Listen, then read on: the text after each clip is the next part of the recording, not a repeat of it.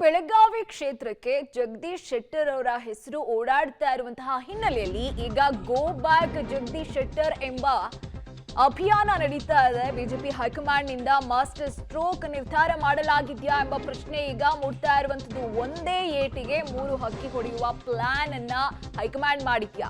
ಶೆಟ್ಟರ್ ಬದಲು ಶ್ರದ್ಧಾ ಶೆಟ್ಟರ್ ಸ್ಪರ್ಧಿಸಿದ್ರೆ ಹೇಗೆ ಅನ್ನೋ ನಿಟ್ಟಿನಲ್ಲೂ ಕೂಡ ಈಗ ಹೈಕಮಾಂಡ್ ಚಿಂತನೆಯನ್ನ ನಡೆಸ್ತಾ ಇರುವಂತದ್ದು. ರಾಜ್ಯ ನಾಯಕರಿಂದ ವರದಿಯನ್ನ ಹೈಕಮಾಂಡ್ ಪಡ್ಕೊಂಡಿದೆ ಎಂಬ ಮಾಹಿತಿ ಇದೆ. ಈಗಾಗಲೇ ಬಿಎಸ್ವೈ ಮೂಲಕ ಹೈಕಮಾಂಡ್ ಎಲ್ಲಾ ರೀತಿಯ ವರದಿಯನ್ನ ಪಡ್ಕೊಂಡಿದೆ. ಈಗಾಗಲೇ ಬಿಎಸ್ವೈ ಮೂಲಕ ಶೆಟ್ಟರ್ಗೂ ಸಂದೇಶವನ್ನ ರವಾನೆ ಮಾಡಲಾಗಿದೆ ಎಂಬ ಮಾಹಿತಿ ಇದೆ. ಇನ್ನು ಅಂತಿಮವಾಗಿ ಮೋದಿ ಹಾಗೂ ಅಮಿತ್ ಶಾ ನಿರ್ಧಾರಕ್ಕೆ ಬಿಟ್ಟಿದ್ದು ಅಂತ ಜೆಪಿ ನಡ್ಡಾ ಸಂದೇಶವನ್ನ ಕೊಟ್ಟಿರುವಂತದ್ದು.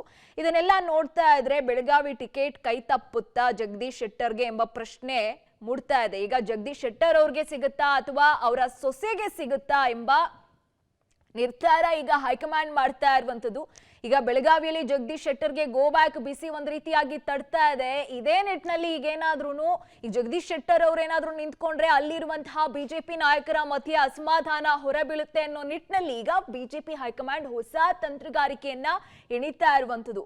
ಒಂದೇ ಏಟಿಗೆ 3 ಹಕ್ಕಿ ಹೊಡೆಯೋ ಪ್ಲಾನ್ ಅನ್ನ ಈಗ ದೆಹಲಿ ಹೈಕಮಾಂಡ್ ಬಿಜೆಪಿ ಹೈಕಮಾಂಡ್ ಮಾಡ್ತಾ ಇರುವಂತದ್ದು. ಇನ್ನು ಕಾಂಗ್ರೆಸ್ನಲ್ಲಿ ಲಿಸ್ಟ್ ಹೊರ ಬಂದಿದೆ ತಡ. ಈಗ ಬಿಜೆಪಿಯಲ್ಲೂ ಕೂಡ ಲಿಸ್ಟ್ ಹೊರ ಬೀಳುವ ಸಾಧ್ಯತೆ ಇದೆ.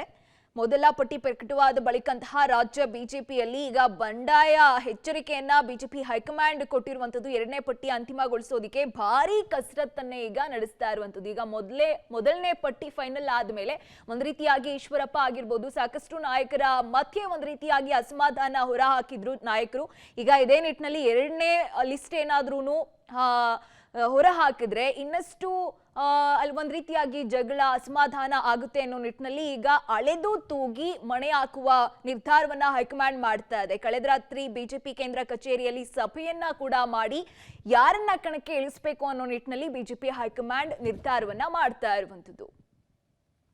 ಯಾವುದೇ ಕ್ಷೇತ್ರದಲ್ಲಿ ಒಮ್ಮತ ನಿರ್ಧಾರ ಆಗೋದಕ್ಕೆ ಸಾಧ್ಯ ಇಲ್ಲ. ಸಹಜವಾಗಿನೇ ರಾಜ್ಯದಲ್ಲೂ ಸಹ ಆಕಾಂಕ್ಷಿಗಳ ಪಟ್ಟಿ ದೊಡ್ಡದೇ ಇದೆ. ನಿನ್ನೆ ಸಭೆಯಲ್ಲಿ ಏನ್ ನಡೆದಿದೆ ಎಲ್ಲೋ ಕೂಡ ಬಹಿರಂಗ ಪಡಿಸೋದಕ್ಕೆ ಆಗೋದಿಲ್ಲ. ಈಗ ಏನೇ ಚರ್ಚೆಗಳು ಆದ್ರೂ ಸಹ ಮಾನ್ಯ ಪ್ರಧಾನಮಂತ್ರಿಗಳ ನೇತೃತ್ವದಲ್ಲಿ ನಡೀತಕ್ಕಂಥ ಸಭೆಯಲ್ಲಿ ಎಲ್ಲೋ ಕೂಡ ಅಂತಿಮ ಗೆಲ್ಲುವಂತ ಒಂದು ಮಾನದಂಡದಲ್ಲಿ ಈ ಸರಿ ಟಿಕೆಟ್ಗಳನ್ನ ಕೊಟ್ಟಿದ್ದಾರೆ.